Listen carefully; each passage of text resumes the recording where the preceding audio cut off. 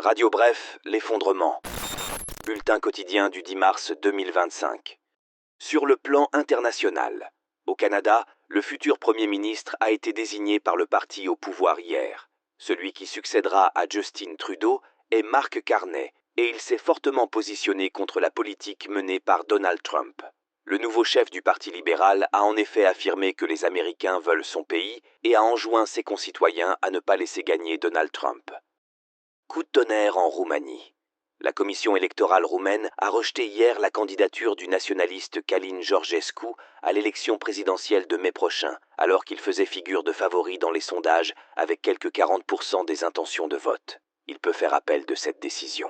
Călin Georgescu était arrivé en tête du premier tour de la présidentielle de novembre dernier, mais le scrutin avait été annulé sous prétexte de soupçons d'ingérence russe. La décision a provoqué des manifestations parfois violentes dans la nuit à Bucarest.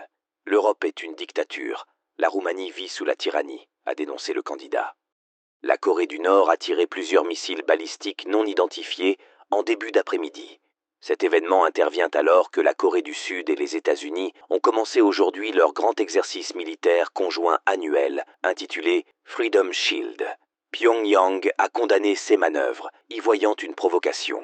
Elle a mis en garde contre le risque de déclencher une guerre par un seul tir accidentel, quelques jours après que l'armée de l'air de Séoul a bombardé par erreur un village situé sur son propre territoire.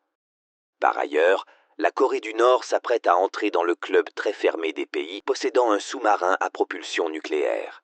Le pays a dévoilé pour la première fois le navire en construction. Kim Jong-un a déclaré que la capacité de défense maritime du pays serait pleinement déployée dans toutes les eaux nécessaires sans aucune limitation.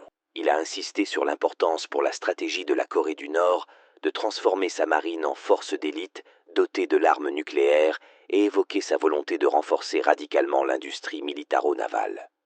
Les forces maritimes de l'Iran, de la Russie et de la Chine vont mener demain des exercices militaires au large des côtes iraniennes, dans le sud-ouest du pays, afin de renforcer la sécurité régionale.